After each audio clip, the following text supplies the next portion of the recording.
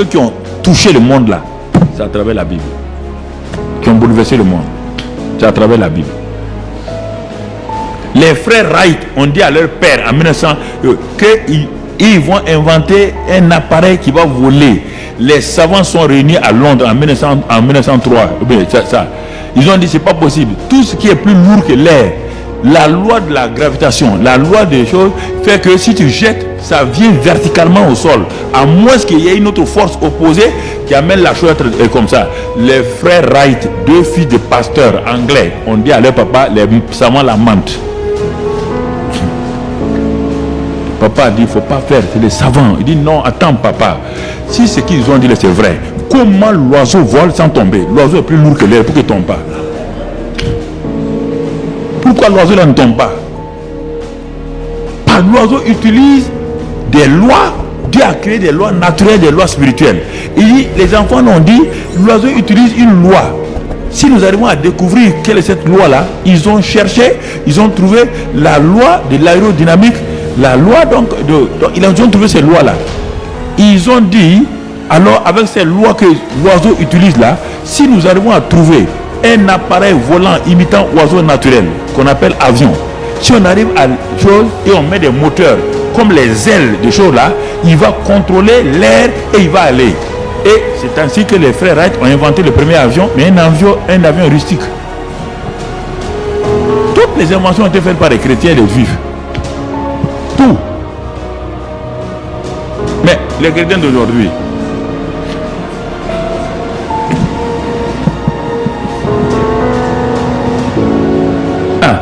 tu me regardes, Ford là, tu es un aide comptable. Ford, tu es un aide comptable. On l'a licencié. Il a dit aux gens, venez, je veux faire la plus grande entreprise de voitures aux États-Unis. Les gens ont dit, c'est pas possible. Il dit, hey, vous riez. Il dit, la sagesse de Dieu est à moi. Il n'a pas fait Ford aujourd'hui.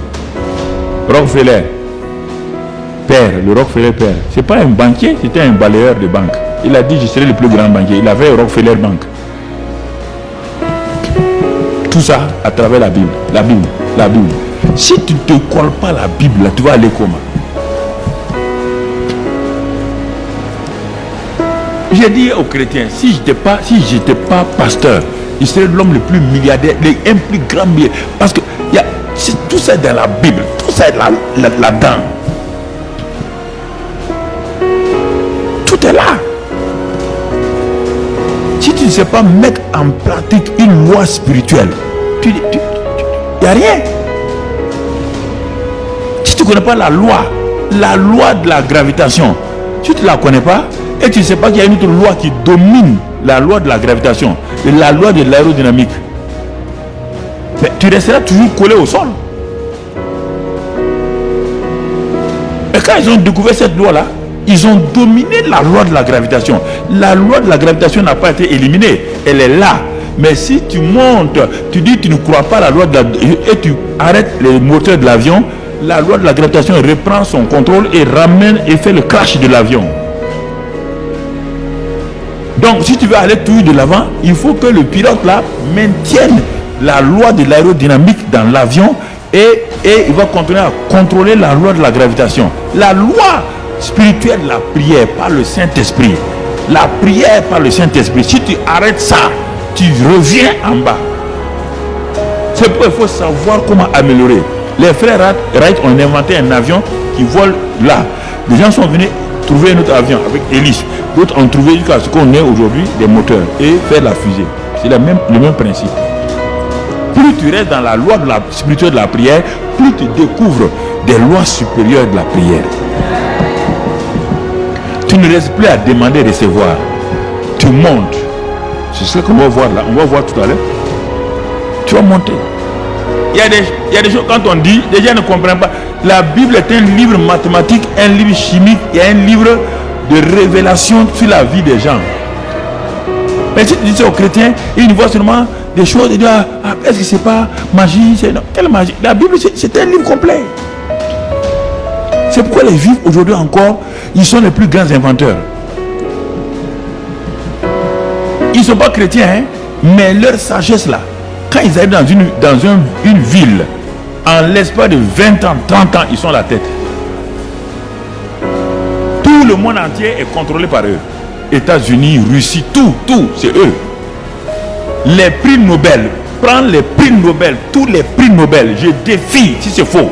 Depuis que le prix Nobel a été inventé par Nobel, regarde tous les prix Nobel. En dehors du prix Nobel de paix qu'on a inventé ces derniers temps-là, tous les prix Nobel, mathématiques, chimie, physique, tout, c'est les juifs et les chrétiens. Il n'y a pas quelqu'un d'autre. Va voir, va vérifier. Les juifs et les chrétiens. Quand on a fait maintenant prix Nobel de paix, on a donné à tout le monde. Ce sont les grandes inventions, c'est juifs et chrétiens. Et 90% de juifs et 10% de chrétiens. Depuis que Nobel existe, le prix Nobel existe. Pourquoi? Parce qu'il y a une sagesse que Dieu a mis en œuvre. Dieu a fait, Gutenberg a inventé l'imprimerie pour permettre aux jeunes païens, Luther, de manifester la Bible. La Bible était en chose. Donc, pour que la Bible soit populaire, il a fallu l'imprimerie. Dieu a suscité Gutenberg, qui a inventé l'imprimerie. Et en ce moment, Luther venait de traduire toute la Bible là, du latin en allemand. Quand il a donné à Gutenberg, l'allemand est parti totalement.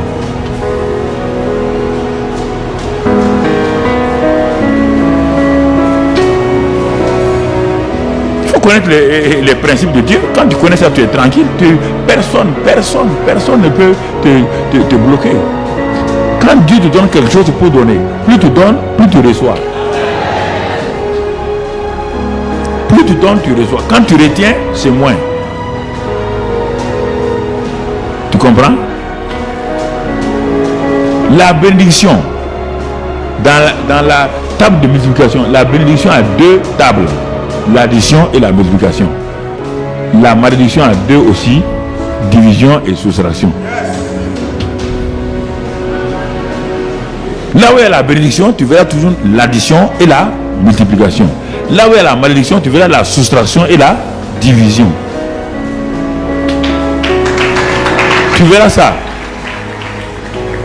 Il y a des choses qu'il faut bien apprendre. Si tu n'apprends pas, tu as un problème. Il y a des choses que Dieu a enseignées aux gens, on ne sait pas. La table de multiplication, vu qu'aujourd'hui, on ne sait pas qui l'a inventé. Du coup, aujourd'hui, tout le monde l'a appris, mais je ne sais pas qui l'a inventé. Mais si vous enlevez la table de multiplication dans le monde là, ça va fonctionner? Le monde va fonctionner? Comment tu vas compter l'argent? Comment tu vas compter les choses? Tu vas faire comment? Tu vas faire comment? Il y a des choses comme ça que Dieu permet que des gens, il envoie ça pour nous aider naturellement. Le même Dieu nous aide aussi spirituellement. Il a des théories mathématiques, il a des théories chimiques. Toute la Bible est remplie de ça, de mathématiques, de chimie et des choses spirituelles. La Bible n'est pas un livre simplement de choses spirituelles. Hein. Tout est là-dedans. Tout est là-dedans. En hébreu là, les lettres et les chiffres, c'est la même chose. Les lettres sont des chiffres et sont des symboles. Sont des symboles. Il y a des principes qui laissent comme ça. C'est pas quelqu'un qui a inventé ces choses-là. C'est posé. Il y a des choses qui, si je vous montre, il y a plein de choses, des choses dans la Bible ou des choses qui sont données là. C'est des choses qui sont là simplement. Personne ne peut te bloquer. C'est la prière. Si tu ne connais pas les règles de la prière, si tu ne connais pas les lois spirituelles de la prière, mon frère, tu vas passer ton temps à faire du bruit, à faire beaucoup de choses. Du bruit. Et il n'y a pas de désosement. Tout est sur des lois spirituelles. Tout. Dieu ne fait rien sans les lois spirituelles. Sans les lois spirituelles. Tu entends? Toutes les grandes inventions ont été faites sur ça. Pasteur a inventé les vaccins. Il n'a jamais été un scientifique. Il a inventé tout ça là, par la Bible. Napoléon est devenu un grand combattant par les stratégies de guerre de David. David consulta l'Éternel. Quand Napoléon a lu ça, il a dit, où la Bible est Dieu, où il y a celui qui a écrit ça là, c'est lui qui est Dieu. Il a regardé. Il dit, moi je suis un petit soldat. Il a commencé à monter. Quand Napoléon a lu comment David n'a jamais perdu une guerre. Chaque fois il consultait l'Éternel, il a dit à ses gens, il a commencé à monter. Il a mis ses maréchaux là, il dit on ne perdra plus de guerre. Chaque fois il consultait Dieu, il a gagné toutes les guerres. Il a perdu la bataille de Waterloo. Non pas, il n'a pas été vaincu par une armée, hein. C'est la neige et tout. Parce que ce jour-là, Napoléon était pressé. Il a réuni ses maréchaux, il n'a pas consulté Dieu. Il a attaqué. La grande armée a été bloquée par la neige et la pluie.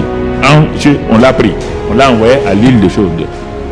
C'est ça, Napoléon. La prière devient quelque chose non plus la fatigue.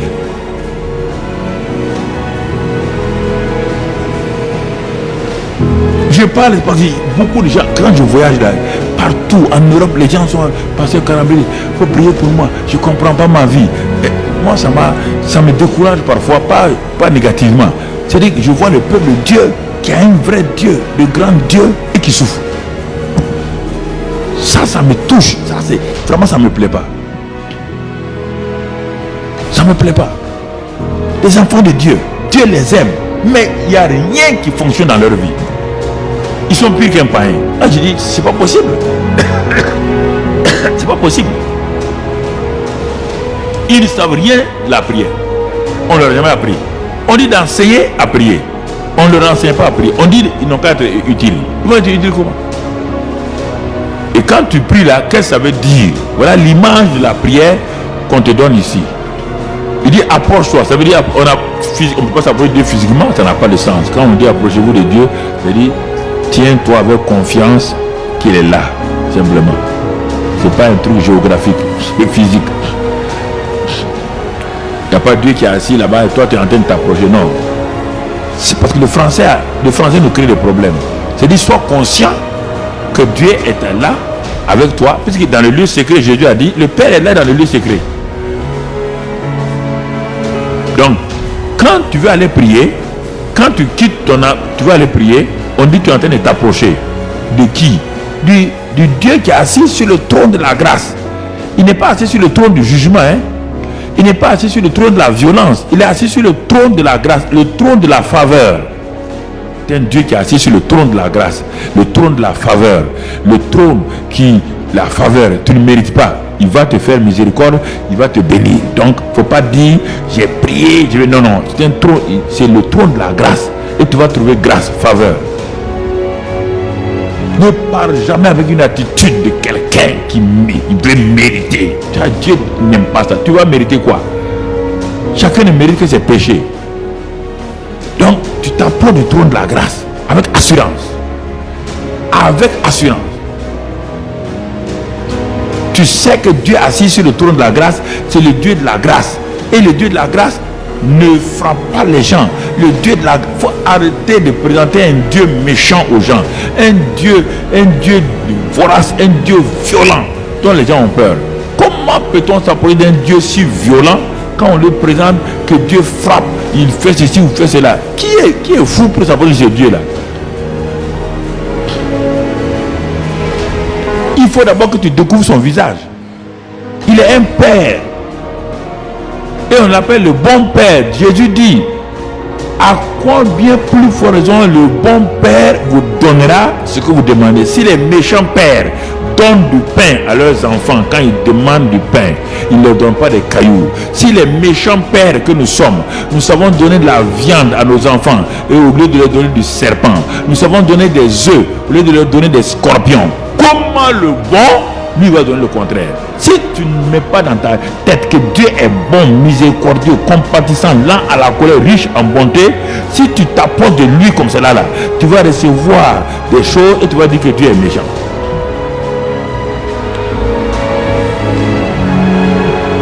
Tout ça, c'est tout ça qu'on est en train de voir là, la prière. Bon, tu n'as pas ces éléments là, tu dis on va prier. Tu rentres dans la prière, il n'y a pas d'assurance. Tu ne sais pas si Dieu t'écoute ou pas. Est-ce qu'il a entendu nos prières? Non. Est-ce qu'il a écouté? Il faut plus dire qu'il a entendu nos prières. Dieu entend. Mais est-ce qu'il nous a écouté? Voilà la question. Quand tu vas sortir tout de suite là, il y a beaucoup de bruit que tu vas entendre, mais tu ne les écoutes pas.